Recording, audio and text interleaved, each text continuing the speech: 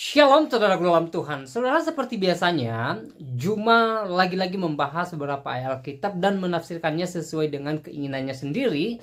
Seakan-akan dia paling pintar tentang Alkitab, walaupun apa yang disampaikan sangat bertolak belakang dari pesan-pesan Alkitab pada umumnya. Dan saudara dalam Tuhan, puji nama Tuhan, yang menjadi lawan debatnya kali ini adalah orang yang sangat cerdas. Pastinya jawaban-jawaban Kristen cerdas ini membuat Juma tidak mampu berkutik. Saudara dalam Tuhan, langsung saja kita lihat videonya. Namun sebelumnya, saya kembali ingatkan untuk terus bantu perkembangan channel ini dengan cara tekan tombol like, tekan tombol subscribe, share video ini supaya video ini menjadi berkat bagi banyak orang. Udah dengan ini. Karena di dalam kitabnya Nabi Musa pun ditekankan demikian, dan Yesus pun menekankan itu, tidak setitik pun dihilangkan. Bahkan lebih mudah langit lenyap ya daripada setitik dari hukum Taurat. Sementara pengharaman babi itu bagian daripada Taurat.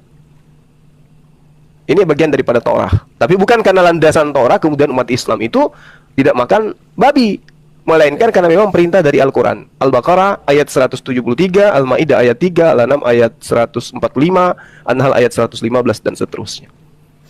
Ya, jadi seperti itu, Adek. Jadi kita tidak kemudian merujuk kenapa diharamkan. Silakan. Iya, itu kan makanya aku bilang ya, jadi kita nggak imbang. Pada saat saya bisa menjelaskan kenapa dan kenapa dilarang, abang enggak, kan ini nggak adil. Lalu untuk apa kita berdiskusi lagi terkait tentang babi? Makanya tadi saya tawarkan untuk nggak usah lah kita bahas. Yang sekarang kita bergeser tentang Taurat. Apa sih yang dimaksud Yesus di Matius 5 ayat 71? Matius 5 ayat 71 kita coba cek ya. Ini kan ayat favorit ini. Seharusnya sih sebenarnya Bang Zuma, seharusnya posisi ini kalian menuntut, oh kalian melanggar Taurat, oh kalian melanggar Taurat. Kalau kalian melakukan Taurat, omongan ini akan berguna. Tapi toh juga Taurat kalian nggak melakukan juga kok. Kalian nggak melakukan juga. Kalian bukan pengikut Taurat. Lah memang Injil itu untuk segala bangsa. Padaku, Yesus juga berbicara, padaku masih ada lagi padaku domba-domba lain yang bukan dari kandang ini. Domba-domba itu harus kutuntun juga, dan mereka akan mendengar suaraku, dan mereka akan menjadi satu kawanan dan menjadi satu gembala. Itu satu. Kedua, jadikanlah semua bangsa muridku. Jelas ini Injil untuk segala bangsa. Terkait aku hanya diutus untuk domba-domba yang hilang, itu kan memang untuk menguji iman ibu itu, Pak Bang. Dia kan seorang Kanaan, seorang non-Israel. Dia berharap, tolonglah anak gue lagi sakit nih. Tapi pada akhirnya bagaimana? Ini yang gak sering dikutip sama teman-teman Muslim.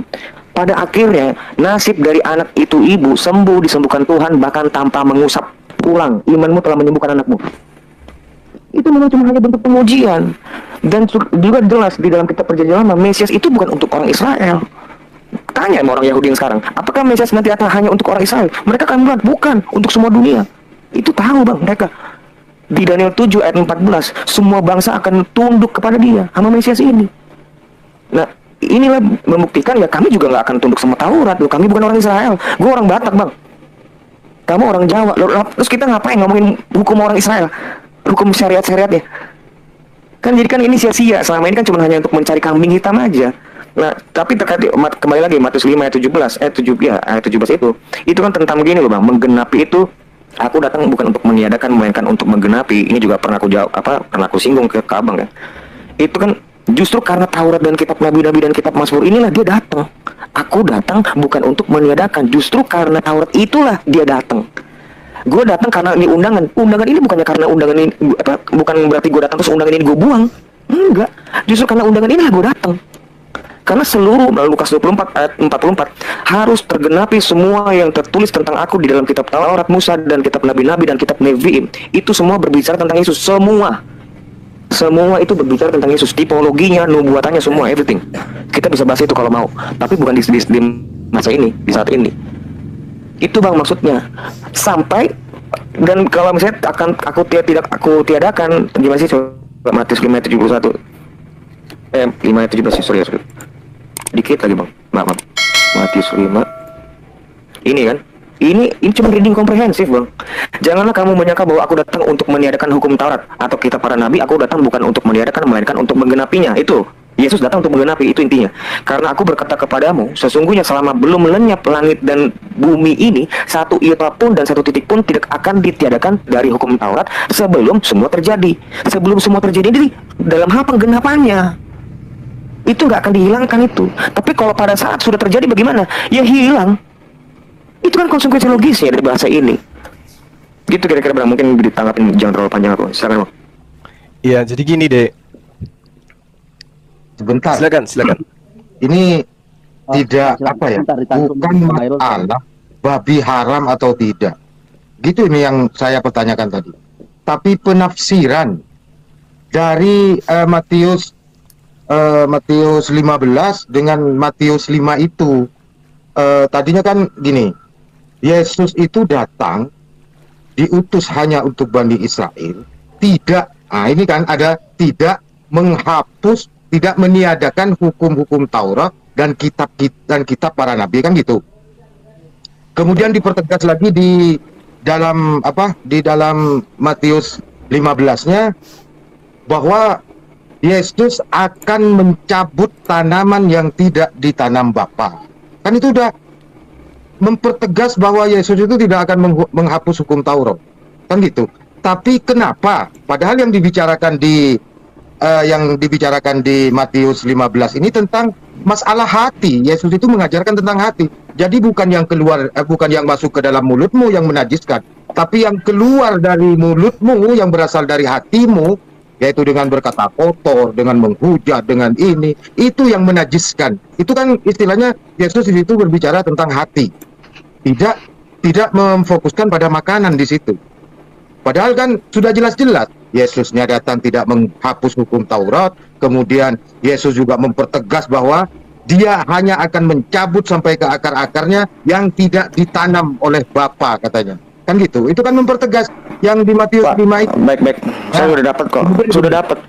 Dari mana? Yang Paulus itu bisa menafsirkan ayat ini bahwa bisa menentang hukum-hukum Taurat itu, berbeda dengan hukum-hukum Taurat itu. Sudah jelas hukum Taurat melarang memakan babi. Nah, itu poinnya. Dari mana Paulus itu bisa mempunyai kesimpulan bahwa daging babi itu bisa halal karena ayat tadi itu. Begitu. Silakan. Baik, ayo anggapin ya. Ini kan karena Baik, terima kasih ya Ustaz. Oke. Ini teman-teman yang ada di sini coba perhatikan nih. Coba perhatikan ya. Tadi dia Bapak itu tadi mengutip tentang Matius 15 ayat 11 tadi ya, Pak ya. Karena bukan masuk ke dalam hati tetapi ke dalam perut lalu dibuang di jamban, dengan demikian. Ayo, mana sih, Pak? Sebentar saya baca ya. Biar ini. Di Matius dengar dan camkanlah, bukan yang masuk ke dalam mulut yang menajiskan orang, melainkan yang keluar dari mulut. Itulah yang menajiskan orang. Itu toh? Ya. Nah, tadi baca di Markus 7 ayat 19. Karena ini dengan kejadian yang sama nih. Ini latar belakang yang sama. Asbabun nuzulnya bukan. Latar belakang yang sama nih, tempat yang sama, lokus deliktinya sama nih. Karena bukan masuk ke dalam hati tetapi ke dalam perutnya lalu dibuang di jamban. Dengan demikian ia menyatakan semua makanan halal. Ini kan permasalahannya, ini abang ini tidak menerima kitab saya ini seutuhnya. Maunya milih-milih. Yang dituduh Paulus, padahal ini kitabnya Pak Markus. Markus 7 ayat 19 dengan jelas. Sekarang kan permasalahan itu ada di kalian. Kalian tuh mau menerima Injil utuh atau enggak? Contoh misalnya ada bang nih, gue ngasih analogi. Ya, kenapa kalian suka mengeluh? Oh, kitab ini nggak masuk akal. Iya benar, memang nggak masuk akal. Kenapa? Lo kalian ada 100 halaman, yang kalian baca 2, yang saya baca 100 halaman. Ya masa kamu lebih logika dibanding saya? Yang saya terima sepenuhnya. Saya ini Pak membaca kitab ini udah puluhan tahun dan saya baca semua dan saya beriman semua. Lo kamu kan enggak? Apakah kamu mau nerima ini bang? Markus 7 ayat 19. Coba yang tadi nanya itu, coba abang baca. Abang ini mau nerima ini nggak? Silakan bang. Oke. Itu ada juga di Matiusnya ya. Markus 7 ayat 19. Markus 7 ayat 19.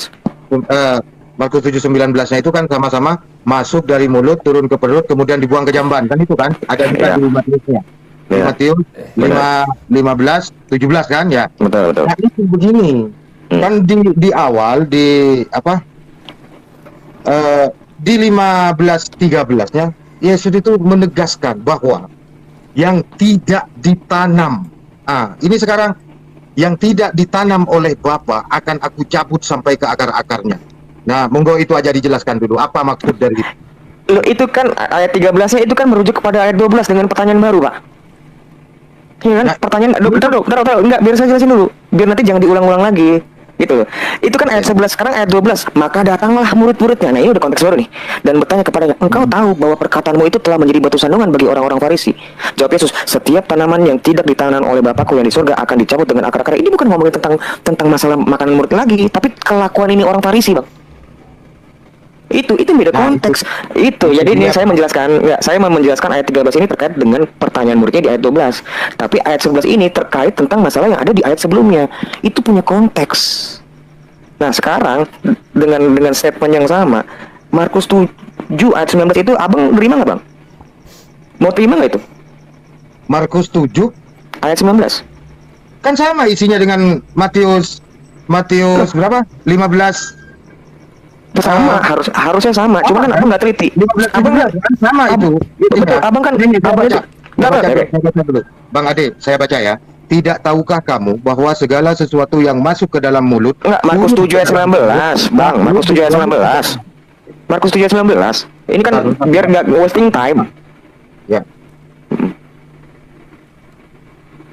Markus berapa? 7 ayat 19, Bang. Ayat 19. Kan saya mau sama Bang Juma tuh, ntar tidur dia.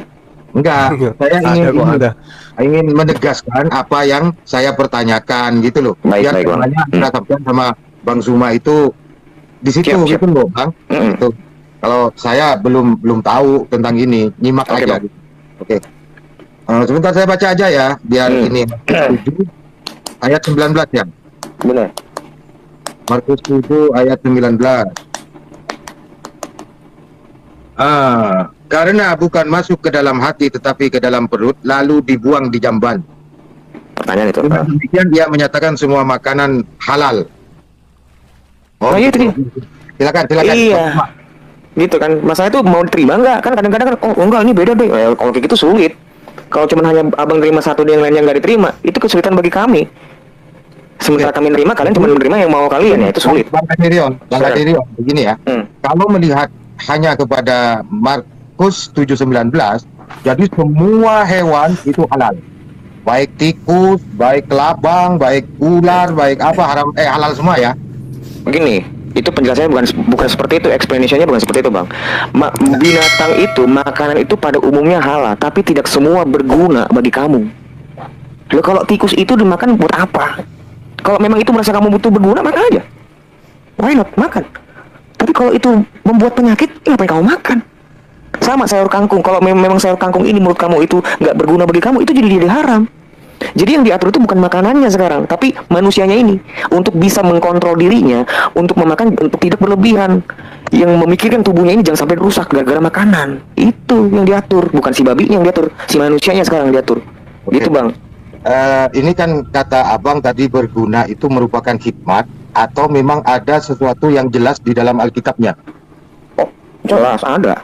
Saya ini kan ngomong kan, iya saya jelas kalau ngomong selalu ada ayat, Bang. Makan apapun yang berguna gitu ya? Ada di Bukan kayak gitu. Itu kan diksi abang. Tapi diksinya Alkitab kami nggak seperti itu. Tepatnya gini. Oh sorry, bukan. 1 Korintus 6 ayat 12. 1 Korintus 6 ayat 12. Nah, segala sesuatu halal bagiku, tetapi bukan semuanya berguna. Segala sesuatu halal bagiku, tetapi aku tidak membiarkan diriku diperhamba oleh suatu apapun itu.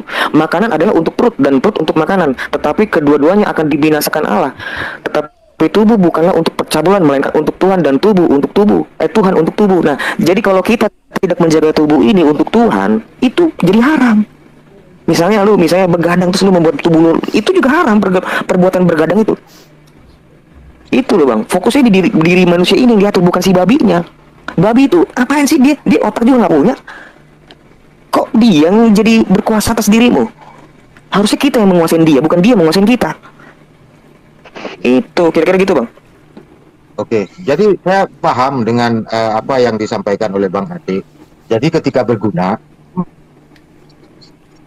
maka istilahnya boleh semuanya, binatang itu boleh dimakan karena halal, kata Bang Adirion tadi itu. Tapi bukan semuanya berguna. Ya, Bang. Jadi dipotong. Begini. Tetapi bukan semuanya berguna gitu loh, Bang.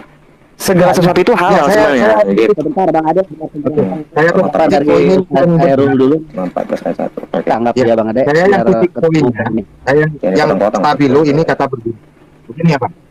Ketika ada ketika saya lapar, kemudian ada tukang bakso yang dicampur dengan tikus, maka karena itu berguna untuk mengenyangkan kepada saya, maka boleh gitu ya, halal Bro, gitu. enggak dong. Ya enggak. Menurut abang gini loh. Menurut logikamu, kira-kira bakso dan tikus itu dicampur berguna nggak buat kamu?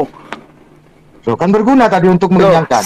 nah ini bukan begitu bang. Semuanya itu halal, tapi tidak semuanya berguna. Semua itu halal, tapi coba kalau pikir, ada bakso, lu makan tikus, itu jadi berguna nggak tuh makanan? Kan jadi nggak berguna. Enak juga kagak. Apalagi berguna. Gue makan, ngeliat aja nggak enak. Jadi nggak berguna, itu yang dilarang gitu. Bukan makanannya lagi. Tapi kalau lo makan, itu lo keterlaluan. Baik. Gitu. Oke, silakan Bang Suma. Oke, sebentar. Sebentar, Bang Hairul, ditahan dulu.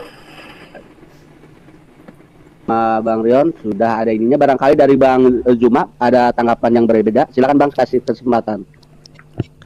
Iya, baik. Jadi makasih ya atas paparan teman-teman kita baik Islam maupun dari sahabat Kristen. Jadi gini, rujukan kita kemudian di sini adalah pengajaran Yesus itu agar waspada gitu. Peringatan Yesus agar waspada kepada pengajar-pengajar palsu yang akan memasukkan ajaran palsu ke dalam pengajarannya. Kalau Islam ini kan memasukkan ke dalam pengajaran Yesus, kita di luar.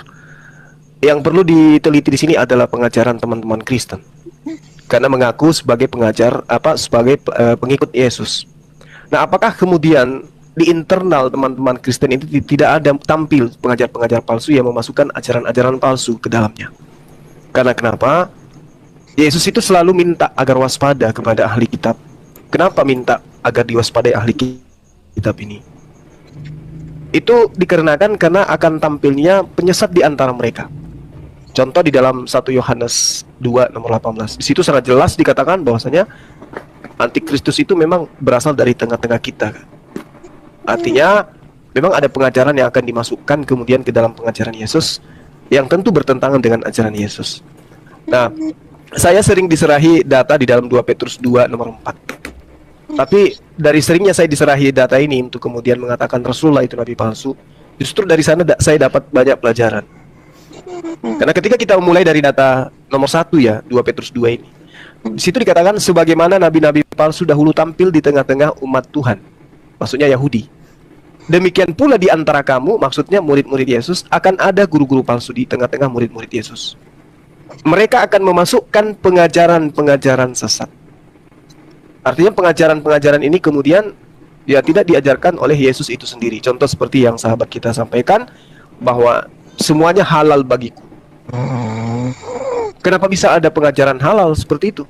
Sementara Tuhannya Bani Israel mengharamkan sesuatu berdasarkan dengan apa yang menjadi kaidah di dalam pengamalan orang-orang Yahudi. 1 Korintus 6 nomor 12 itu kok bisa muncul kayak begitu? Segala sesuatu halal bagiku, tetapi bukan semuanya berguna. Segala sesuatu halal bagiku, tetapi aku tidak membiarkan diriku untuk diperhamba. Tapi kemudian Yesus beda dia.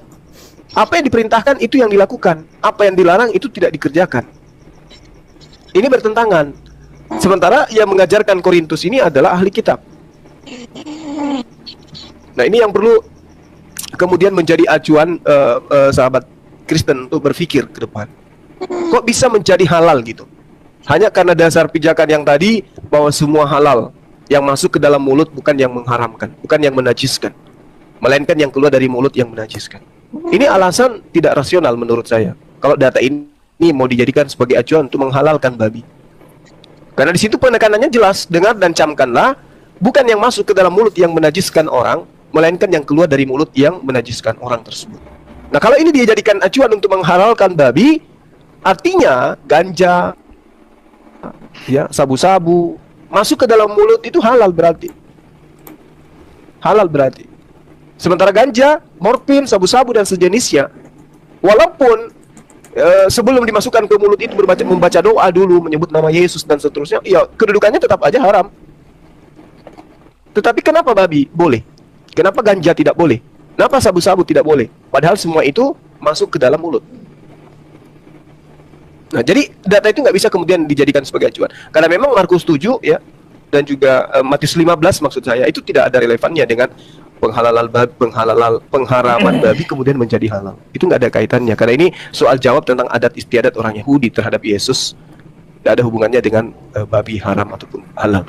Karena kembali kepada patokan yang diajarkan oleh Yesus itu sendiri, Lukas 16 nomor 17, lebih mudah langit dan bumi lenyap daripada satu titik dari hukum Taurat itu batal.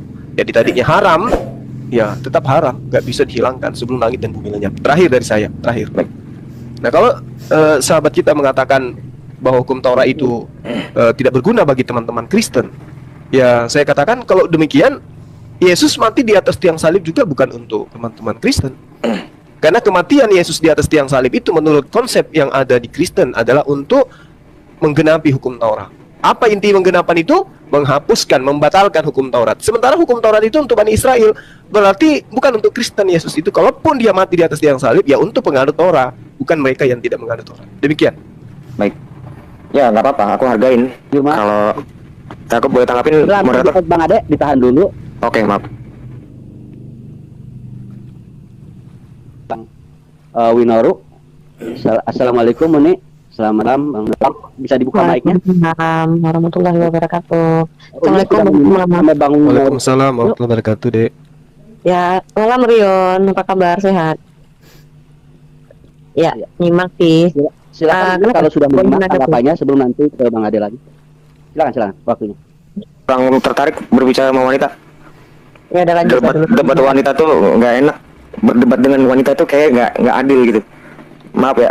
Makanya nggak Iya. pernah saya berdebat dengan wanita itu jarang banget. Enggak Maaf. jarang, sering kok dulu. Enggak. Sekarang nggak mau. Silakan. Nah, Bang Juma sih lebih suka. So, Bang Winoru, Apa itu? silakan sebentar. Bang Winoru dibuka mic-nya, saya kasih kesempatan untuk tanggapannya. Bang Ade silakan tanggapannya Bang Ade. Bentar Oke. Bang Adi, bentar. Rion, setidaknya kalau lu nggak berani debat sama gua, lu suruh dong cewek-cewek di bawah itu yang OT naik biar hadapin gua gitu. Enggak dong, itu suka tergantung mereka mau atau enggak. Enggak, memang saya sempat janji sama Bang Juma. Bentar, Iya. Bang. Ini gimana mau saya tanggapin atau saya narik kecak? Sebentar dulu. Oh Sebentar iya. dulu, bisa ditahan ya? Oke, sebentar. Dari Kristen yang perempuannya, barangkali ada yang mau perempuan dari muslimah yaitu Nirifa. Silakan biar kita bisa berdiskusi dengan baik, ajukan permintaan saja. Terima kasih. Silakan Bang Ade komentar apa tanggapannya. Terima kasih. Kurang nyaman gitu loh kalau berdebat sama wanita tuh memang gitu, kurang nyaman. Nggak bebas, saya tuh ngerasa gitu loh. Jadi tolong juga dihargain Unirifa, bukannya aku nggak menghormati, maaf. Terkait misalnya tadi yang disebut Bang Juma di 1 Korintus yang berapa tadi itu nggak ada korelasi dengan Markus 7 ayat 19. Saya menghargai, terserah. Tapi ini sangat erat kaitannya. Karena di sini dengan jelas ditulis, dengan demikian ia menyatakan semua makanan halal, dan Paulus menjelaskan segala sesuatu halal bagiku. Ini selaras halal, tetapi bukan semuanya berguna. Segala sesuatu halal bagiku, tetapi aku tidak membiarkan diriku diperhamba oleh suatu apapun. Makanan adalah untuk perut untuk makanan, tetapi kedua-duanya akan dibinasakan Allah. Tetapi tubuh bukanlah untuk percabulan, melainkan untuk Tuhan, dan Tuhan untuk tubuh. Ini sangat erat. Karena yang diatur, ini ada dua hal yang sama. Segala sesuatu halal bagiku di Korintusnya, di Markusnya. Dengan demikian ia menyatakan semua makanan halal. Apa yang ada korelasinya? Tapi kalau abang bersikeras itu tidak berkorelasi, saya nggak mau debat kusir. Kalau saya rasa sih, biar teman-teman aja yang menilai. Gitu aja bang, dari aku. Silakan.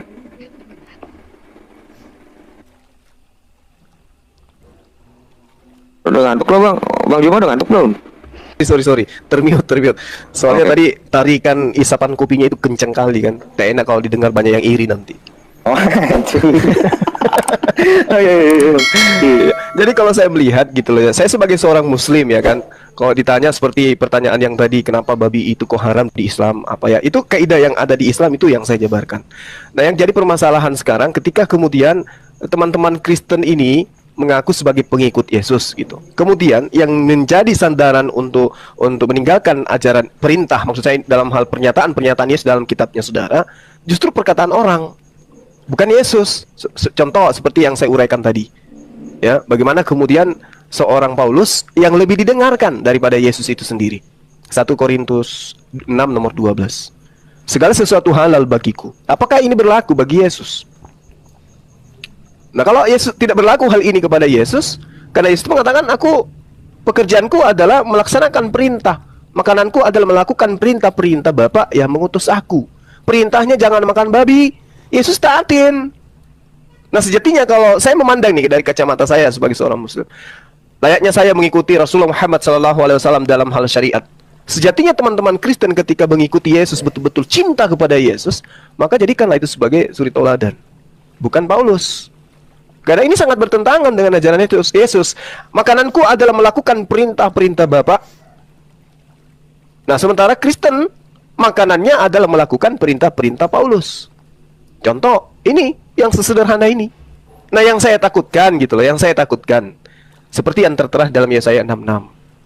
Sebab Tuhan akan menghukum segala yang hidup dengan api dan dengan pedangnya, dan orang-orang yang mati terbunuh oleh Tuhan akan banyak jumlahnya.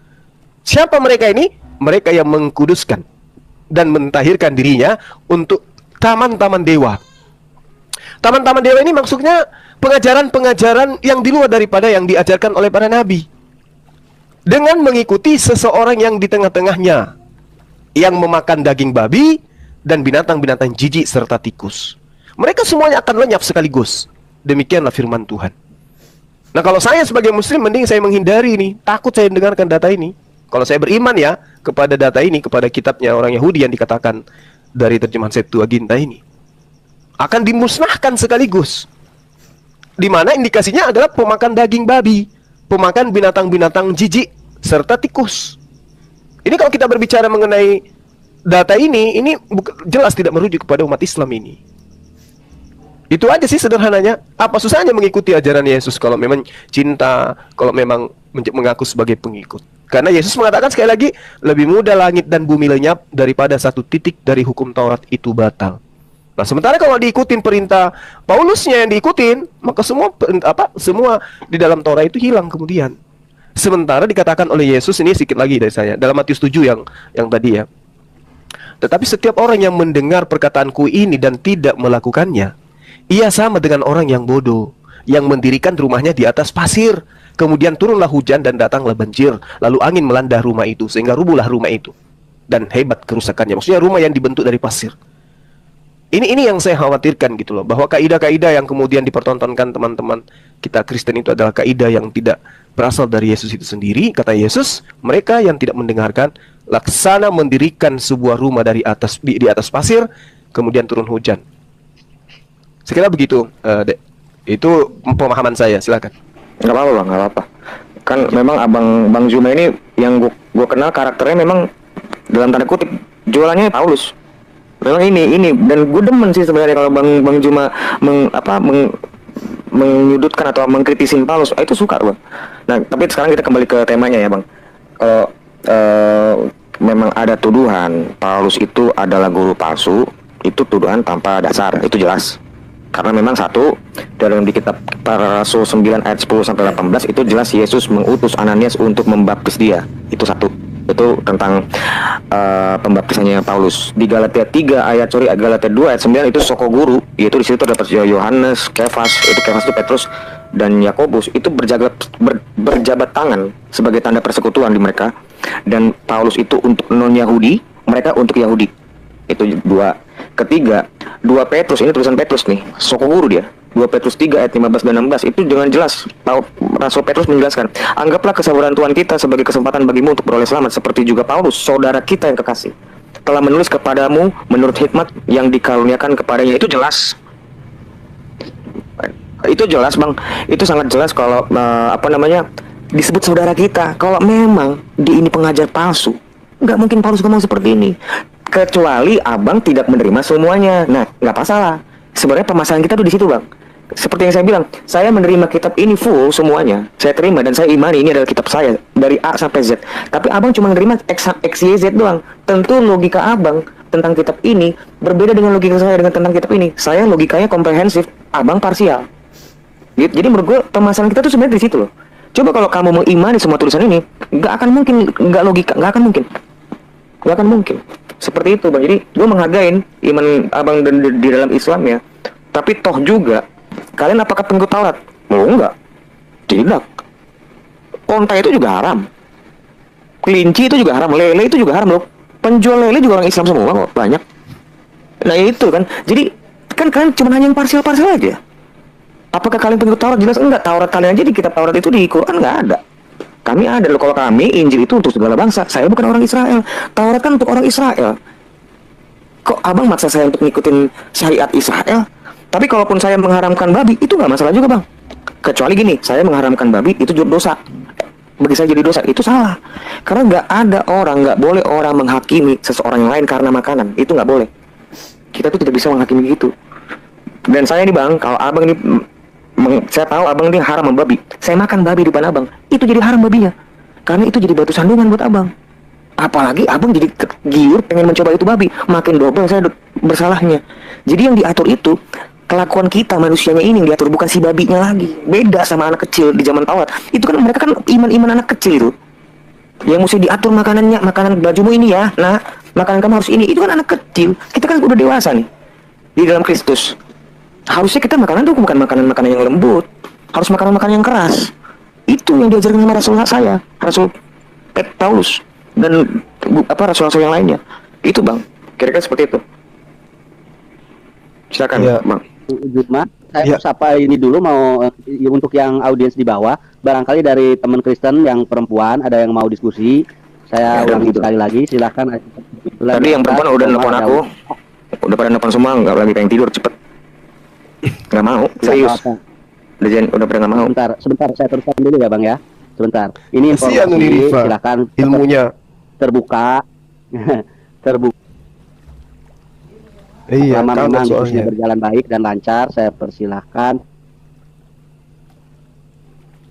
Dari Kita teman-teman kita udah dapat kesimpulan loh menurut saya. teman Kristen, silakan untuk Iya, betul. permintaan. Terima kasih. Silakan. Silakan lanjut Bang Ade. Atau sebentar dulu sebelum ke Bang Ade, ini beliau. Halo Ustaz. Ya, Ya, ya, ya. nah begini biar Iya. lebih pertajam. Nah, Eh, udah. Tadi Bang Ade sudah berlandasan dengan Markus 7:19. Saya kembali mengamati Markus 7:19, kata-kata Yesus itu hanya sampai pada jamban, kan gitu. Kemudian dengan demikian ia menyatakan semua makanan halal. Nah, ini yang perlu saya tanyakan, siapakah yang menafsiri kata-kata Yesus itu yang sampai ke dalam jamban itu dia ditafsiri menjadi semua makanan itu halal. Yang pertama. Yang kedua, apakah Markus ini orang Israel atau bukan? Karena nanti kalau seandainya Markus ini orang Israel, maka dia sendiri tidak makan babi. Kan gitu. Kata Bang Ade tadi, makan babinya dilarangnya makan babi orang Israel itu untuk membedakan antara orang Israel dengan orang Goyim, kan gitu. Nah, kemudian ini yang saya permasalahkan, kalau memang ini ditafsiri oleh Markus sendiri, berarti Markus sama Paulus itu sama. Jadi tidak apa ya, penafsirannya itu tidak sinkron dengan apa yang diperintahkan Yesusnya, yaitu bertolak belakang. Sementara Yesus tetap menetapkan bahwa hukum Taurat berlaku, sementara Markus dan Paulus itu tidak memberlakukan hukum Taurat. Ini kan bertolak belakang. Nah, penjelasannya dari Bang Adirion itu seperti apa? Silakan. Oke, tadi apa pertanyaan? Halo? Oh ya, udah ya. Siapakah nih? Ini pertanyaannya itu sedikit tricky di sini karena salah. Tricky itu artinya salah. Siapakah yang menafsirkan ini Markus? Markus itu bukan tafsir. Dia muridnya Yesus. Kok murid Yesus 12 kok nggak ada deh? Itu Markus adalah golongan murid Yesus yang ke-70 yang diutus dua orang di Lukas 10 ayat 1. Oh, tapi nggak ada daftarnya? Ada. Daftarnya ada di tradisi suci itu. Saya bisa nampilkan itu. Dan saya pernah nampilkan itu kok, daftar semua 70 murid itu ada. Memang nggak ditulis di situ, tapi kami mempunyai tradisi lisan, tradisi suci. Dari tradisi gereja, itu terdapat semua nama Markus dan Lukas. Bertemu nggak? Mereka bertemu. Bertemu mereka. Seperti itu pertanyaan pertama. Pertanyaan kedua, Markus tuh orang apa? Dia itu, yang saya tahu tuh dia non-Yahudi ya. Sejauh yang saya tahu. Seperti itu. Lukas juga orang non-Yahudi yang saya tahu ya. Apa kalau salah ya? Yang saya tahu tuh seperti itu sih, itu. Yang ketiga pertanyaannya, bertentangan seperti apa? Begini, Bang, Injil itu untuk segala bangsa. Ya. Taurat itu hanya untuk orang Israel. Nggak mungkin Taurat itu dipergunakan untuk diterapkan untuk orang-orang non-Israel, apalagi terkait sama makanan. Seperti yang tadi saya jelaskan, kenapa babi itu baru ada di zaman Musa? Itu kan untuk membedakan makanan mereka dengan orang-orang goyim. Nah itu kalau kita kan bukan orang Israel. Sementara Yesus, jadikanlah semua bangsa muridku, baptislah mereka, enggak, dan ajarkanlah Taurat, enggak, terapkanlah Taurat, enggak kayak gitu. Disuruh kabarkan Injil. Injil itu tentang keselamatan, di mana keselamatan itu bukan berbicara tentang makanan dan minuman. Itu penjelasan saya, Pak. Jadi nggak masalah, murid Yesus itu banyak dari non-Yahudi, banyak juga. Seperti itu, Bang. Terima kasih, mungkin silakan tanggapin. Oke, terima kasih Bang Ade. Ini yang apa ya? Yang tadi apakah kata-kata itu belum ditegaskan sama Bang Ade? Dengan demikian ia menyatakan semua makanan halal. Ini yang ada kan hanya di Markus, dan Markus itu bukan orang Israel, kata Bang Ade. Nah, kemudian di Matius tidak menyimpulkan apa-apa, hanya menyampaikan kata-kata Yesus ini sampai ke jamban itu saja. Berarti yang Matius itu orang Israel dan ini bukan orang Israel. Berarti kalau saya ambil kesimpulan, ini yang menyimpulkan semua makanan halal itu adalah Markus sendiri. Kan begitu, Bang Ade? Markus sendiri? Enggak, semua murid. Mereka itu satu murid itu satu kesatuan itu.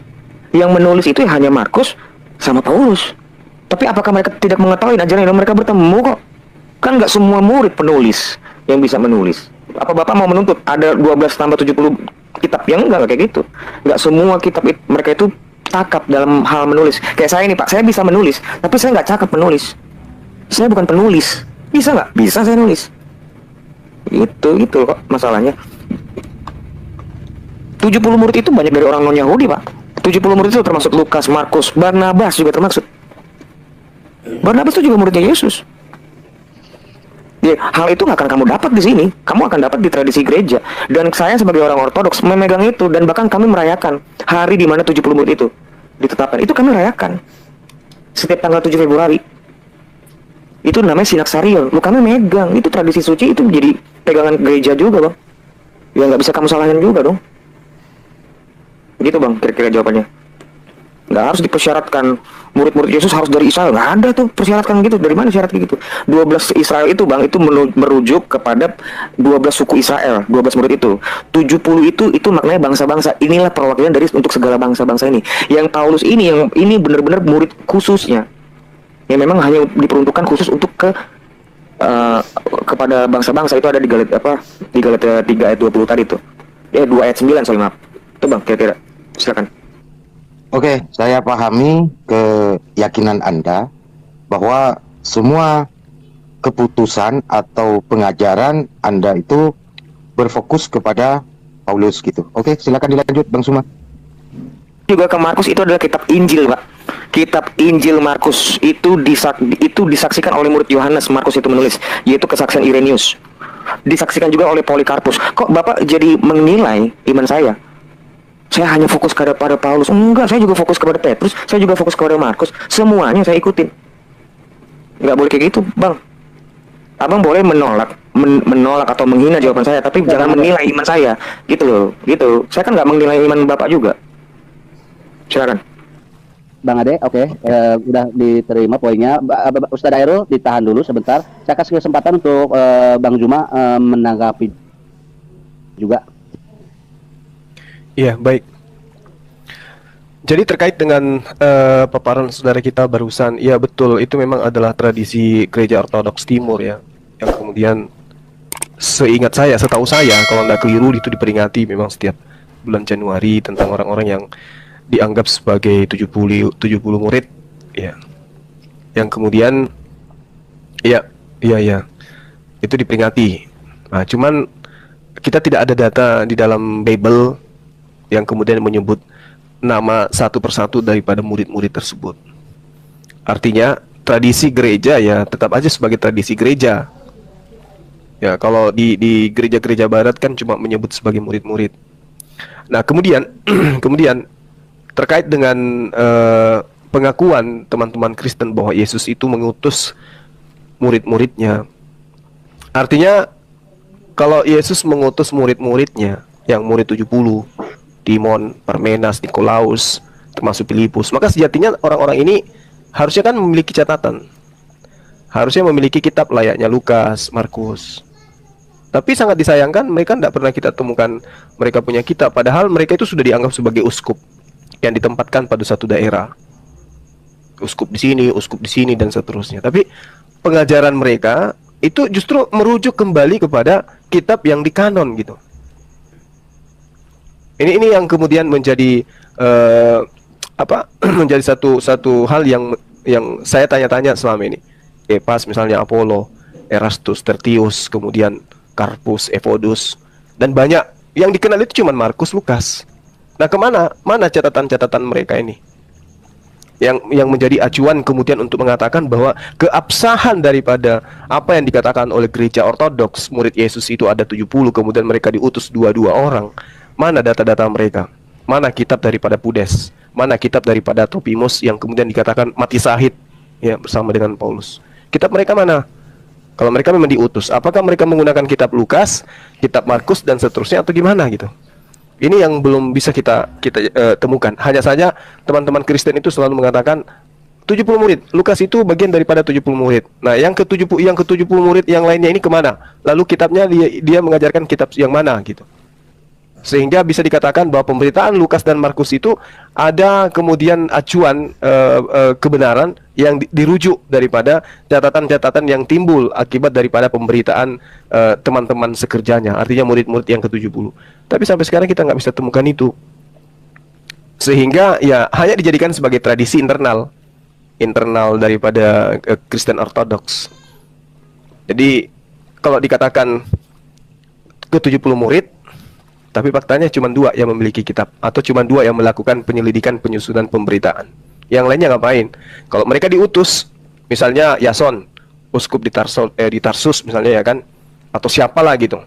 Nah, di Tarsus itu mengajarkan kitab yang mana? Apakah kitabnya Lukas? Apakah kitabnya Markus? Itu tidak ada relevansi daripada pernyataan-pernyataan Yesus dari 4 kitab yang dikanon ini.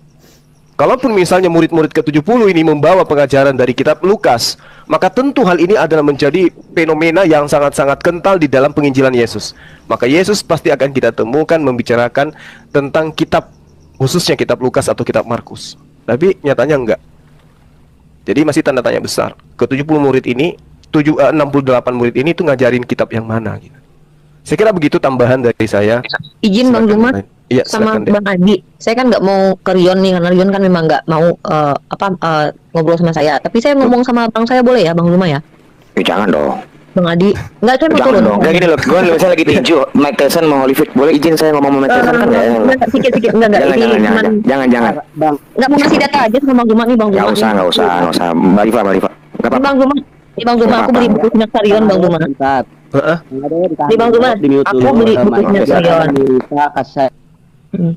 Jadi gini abangku, adikmu ini udah beli buku Sinak Rion, harganya lumayan mahal bang, kalau nggak salah 400 ribuan. Cuman kecewa banget ternyata bang. Kenapa? Ketika saya baca ini buku, saya tuh sebenarnya bukan butuh isinya, saya butuh rujukannya. Saya nggak ketemu sama daftar pusakanya gitu loh bang. Bablas nggak ada daftar pustaka gitu loh bang. Saya cari di mana gitu, maksudnya rujukan dari informasi ini tuh kemana gitu. Saya cari gitu kan. Nah nggak ada bang, dapusnya tuh nggak ada. Maksudnya informasinya dari mana gitu. Gitu bang Zuma, jadi nggak usah beli lah kalau bang punya rencana beli, nggak usah lah bang. 400 loh bang, Sinak Rion ini lumayan mahal. Beli beras dapat berapa karung gitu saya tuh. Tapi udah deh itu aja sih bang, aku mau tidur dulu bang Zuma, bang Adi juga, buat Rion juga ya. Siap. Sehatkan mental gitu, karena perempuan dalam Islam itu punya tempat yang sangat tinggi, bahkan menjadi ulama itu kan boleh. Tidak Aisyah salah satu rujukan para ulama. Mungkin bisa jadi kita beda perspektif ya, tapi ya nggak apa-apa. Dalam Kristen memang perempuan itu tidak boleh banyak bicara ketika ada di tempat jemaat. Kalau dalam Islam wanita itu boleh berkreasi dan berilmu, bahkan tinggi boleh, kuliah sampai tingginya boleh. Masya Allah luar biasa jadi seorang muslim. Mungkin itu aja bang Zuma. Bang Zuma jangan beli Sinak Rion ya bang. Kalau mau nanti aku fotoin, kalau tapi nggak ada daftar pustakanya, ingat bang, nggak ada daftar pustakanya. Terima kasih. Assalamualaikum warahmatullahi wabarakatuh. Waalaikumsalam warahmatullahi wabarakatuh. Kan Makasih deh sama-sama. ini kan konyol, daftar pustaka itu kan untuk kutipan buku-buku. Sementara Sinak Rion itu adalah memang tulisan langsung dari catatan gereja. Itu bukan kutipan buku. Itu catatan gereja. Berarti karangan orang ya Yon ya? Enggak gini loh, enggak. Gua mau karangan dari bapak-bapak gereja dong berarti. Iya, Oh, karangan karangan mereka. tulisan. Iya tulisan yang dikarang oleh bapak gereja karena nggak ada rujukannya mereka. Loh, rujukannya Yesus kok gimana sih? Semana gitu itu rujukannya Yesus gimana itu? Bro, kesaksian. Itu Ya, namanya gimana? di mana apa sih? Ya di mana pembuktiannya kalau itu kesaksian dari emang tuh penulis sinak sirion tuh siapa Justru- Yon? Ketemu Yesus di iya. mana? Iya ini loh ya, murid-murid Yesus itu kan ada 12 pertama. 7. Ini kan kau jadi debat sama lo. Gue Iya, lu duduk aja tidur. Ya udah gue tidur ya, tapi Gua kurang BTW begitu suka, BTW Pak. yang nulis sinak sirion tuh kayaknya nggak jelas di Enggak, ini siapa. Oke, saya sama mau menanggapin sama orang yang menuntut daftar pustaka. Nanti saya nanya hadis kamu mana daftar pustakanya loh. Oh, hadis kami ada sangat ada Lu- di mana itu pun loh. tertulis hadis akan tertulis siapa Daftar penyampainya, pustaka itu rawinya. kutip. Kamu nggak pernah skripsi ya? Oh, gini. Gak Daftar preskripsi pustaka, kayaknya kamu. ketika sebuah hadis dituliskan dalam sebuah buku ketahuan. akan dirujuk Pasti di gak buku preskripsi kitab Imam kan? Bukhari.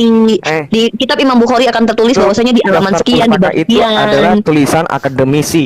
Sinak Oh, Sarung iya itu bukan dong. tulisan akademisi, Pak. Oke, terima kasih. Terima kasih Itu Sinak Sarung pengakuannya. bukan tulisan Nah, akademisi. terima kasih pengakuannya, Rion. Makanya itu saya menghindari itu bukan karena cewek sih sebenarnya.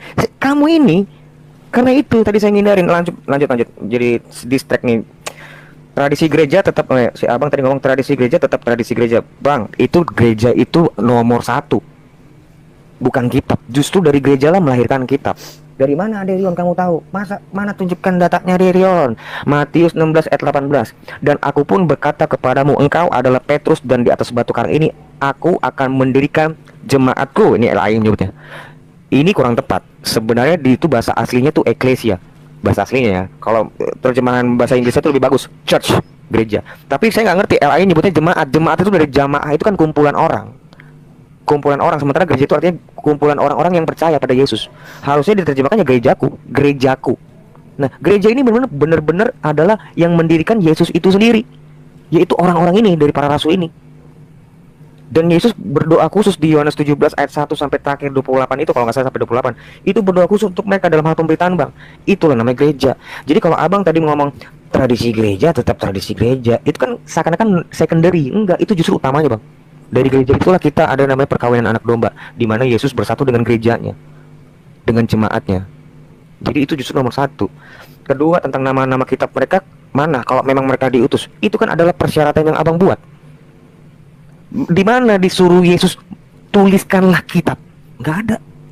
Yang Yesus perintahkan Matius 28 ayat 18, ajarkanlah mereka bukan ayat 20. Ajarkanlah mereka tentang apa yang telah kuperintahkan kepadamu. Tuh, ajarkanlah, mengajar. Nah, mengajar itu ada ajaran lisan dan ada ajaran tulisan. 2 Tesalonika 2 ayat 15. Berdirilah dan berpegang teguh tentang tentang apa yang kamu terima dari kami baik secara lisan maupun secara tulisan. Itu tradisi lisan maupun tradisi tulisan. Kitab yang kami pegang ini juga dari tradisi, Bang, turun temurun. Bahkan kalau kamu mau ngomong sanad, jangankan dari nabi kepada perawinya, ya. Saya bisa menunjukkan sanad dari Andreas sampai ke Adrian Huta Barat. Kalau kamu mau, saya bisa menunjukkan sanadnya sampai ke Romo gua. Bisa. Itu lembaran besar itu. Kalau kamu mau. Jadi sanad itu yang kami bukan sanad tulisan tapi sanad orang. Sanad itu dari gereja, Bang. Tentu kamu nggak bisa memaksakan cara berpikir hadis kamu dengan kitab kami. Itu nggak fair. Begitu juga dengan saya. Pada saat saya melihat Quran itu selalu dengan secara proporsional loh, sebisa mungkin. Saya nggak pernah tuh ngasal-ngasal ngambil hadis yang doif, nggak pernah. Untuk biar supaya saya nggak menyakitin perasaan teman-teman Muslim. Nggak. Baik, selama Tuhan videonya kita sudah simak apa yang boleh dibicarakan dan dibahas oleh apologi Kristen dengan beberapa orang penanya Muslim termasuk Juma. Dan saudara dalam Tuhan, Juma mencoba menyampaikan beberapa hal terkait ayat-ayat Alkitab tentang Yesus bukan Tuhan, tentang kerasulan Rasul Paulus, tentang makanan yang halal atau yang tidak, tentang hukum Taurat di dalam Perjanjian Lama, bagaimana Yesus mengatakan bahwa dia mengikuti hukum Taurat, ya. Jadi mereka mencoba menemukan, ya, kontradiksi antara ayat-ayat Alkitab. Nah, saudara dalam Tuhan, puji Tuhan, yang menjadi lawan bicara mereka adalah seorang Kristen yang sangat cerdas, yang sangat paham dengan Alkitab, dan pastinya membuat Juma dan kawan-kawannya kewalahan membahas Alkitab, dan dari apa yang mereka sampaikan kita boleh mengerti bahwa Juma dan beberapa orang kawannya tadi tidak mengerti Alkitab sama sekali ya. Mereka tidak punya pemahaman dasar tentang Alkitab. Jadi apa yang mereka sampaikan tentang Alkitab, tentang Yesus, tentang Rasul Paulus, tentang hukum Taurat, itu berdasarkan asumsi semata, bukan berdasarkan kebenaran saudara dalam Tuhan. Karena bagaimanapun mereka tidak mengerti kebenaran Alkitab itu sendiri. Ya, makanya sering saya sampaikan ya, bagi saudara-saudara kita yang tidak paham tentang Alkitab, tidak paham tentang iman Kristen, harusnya mereka berdiam diri dengan fokus membahas agama mereka, fokus mengimani agama mereka, fokus membicarakan iman di dalam agama mereka, ya, tanpa harus membicarakan Alkitab, tanpa harus membicarakan Kristen, ya. Karena ketika mereka membahas Alkitab misalnya, apa yang mereka sampaikan itu selalu tidak sesuai dengan yang tertulis di dalam Alkitab. Ya, Alkitab tidak kontradiksi, ayat-ayat dalam Alkitab itu tidak kontradiksi. Tetapi pemikiran orang-orang yang tidak mengerti Alkitab yang membuat Alkitab itu seakan-akan kontradiksi antar ayat demi ayat gitu loh. Jadi sekali lagi ya, Alkitab dari perjanjian lama maupun perjanjian baru itu berkesinambungan saudaraku dalam Tuhan ya. Dan Alkitab juga tidak boleh ditafsir sembarang ya, apalagi dengan orang-orang yang memang bukan ranahnya ke sana gitu loh ya. Jadi sekali lagi harapan kita semoga orang-orang yang selama ini tidak paham Alkitab lalu membahas Alkitab ya, di kemudian hari mereka boleh sadar dan mereka tidak lagi membahas Alkitab ya. Itu harapan kita terkhusus buat Juma ya, berhentilah membahas Alkitab kami ya, fokus dengan agamamu, fokus dengan Al-Quranmu yang kamu percaya sebagai firman Tuhan. Saya rasa itu lebih baik dan juga lebih memberkati. Jangan sampai ya kita tidak paham dengan kitabnya kita sendiri, tetapi kita sibuk ngurusin kitab orang lain. Itu tidak baik saudara dalam Tuhan, dan juga tidak jadi berkat ketika kita bicara gitu loh. Nah, apalagi kalau kemudian mereka membahas Alkitab tidak pada dasarnya, tidak pada tempatnya, tidak sesuai dengan apa yang dipesankan oleh Alkitab itu sendiri. Jadi itu sangat tidak baik sekali loh ya. Itu sangat tidak wajar ya. Jadi sekali lagi ya, pesan saya, mari kita sibuk dengan agama kita masing-masing. Mari kita fokus dengan iman kita masing-masing tanpa harus ya mengganggu iman orang lain ya. Nah, saudara dalam Tuhan, berbicara tentang Yesus sebagai Tuhan sudah sering saya sampaikan di video saya sebelumnya, bahwa Yesus Kristus adalah Tuhan dan Juru Selamat bagi orang percaya. Ya, itu tidak bisa dipungkirin. Ya, banyak bukti di dalam Alkitab yang menunjukkan bahwa Yesus Kristus adalah Tuhan dan Juru Selamat. Terlalu banyak bukti dalam Alkitab. Ya, juga tentang kerasulan seorang Paulus. Ya, itu tidak diragukan berdasarkan Alkitab. Rasul Paulus adalah rasul yang dipilih oleh Yesus, ya, yang diubahkan hati oleh Yesus, dan akhirnya dia menjadi pengikut Kristus. Bukan hanya sekedar pengikut, tetapi dia juga terjun di dalam dunia pelayanan. Ya, kita tahu dia menulis 12 surat ya untuk orang-orang Yahudi di perantauan ya. Jadi dia sangat dikenal di kalangan Yahudi, dan juga kitab-kitabnya itu kita gunakan hingga hari ini ya. Kita percaya bahwa apa yang dia pesankan merupakan ilham Roh Kudus kepada dia untuk dia sampaikan kepada orang-orang yang belum percaya, sehingga mereka percaya dan mereka mengimani Yesus sebagai Tuhan dan Juru Selamat dalam kehidupan mereka. Nah, saudara dalam Tuhan, banyak hal yang disampaikan oleh Rasul Paulus sebagai bukti-bukti bahwa dia adalah Rasul Yesus Kristus, dan juga apa yang dia sampaikan ya merupakan pengajaran daripada Yesus Kristus dan juga merupakan pengajaran hukum Taurat atau perjanjian lama. Ya, tidak lari dari apa yang disampaikan oleh Alkitab perjanjian lama dan juga apa yang disampaikan oleh Yesus. Jadi Paulus berdasarkan itu semua.